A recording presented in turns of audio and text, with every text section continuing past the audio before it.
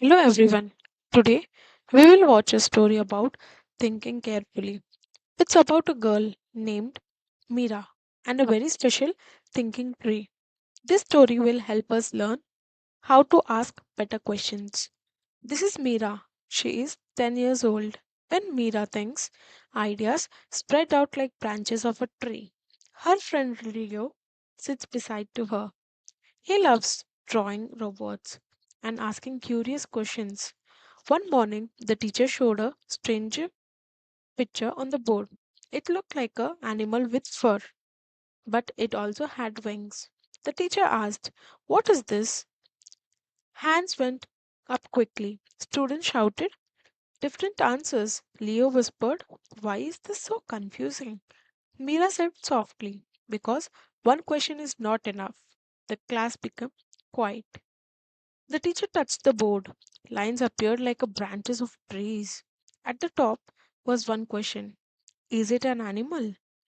The class answered yes. The tree began to think step by step. Each answer made a new branch. Does it have wings? Yes. Can it fly? Yes. Does it have feathers? No. Leah smiled and said, "It's not guessing, it's thinking slowly." Now the teacher showed a new picture. It was a vehicle. The tree asked careful questions one by one. It narrowed the choices. The answer appeared: bus. The class clapped. Next, the class rushed. One answer was too fast. The tree followed the wrong branch. The final answer was also wrong. Leo said, "The tree got messed up." Mira shook her head. "No," she said, "we did it." She explained, "If one answer is wrong, every branch after it is wrong." Mira moved a better question higher. The tree changed. This time it was correct. At the end of the day, Mira said, "Life is like thinking tree.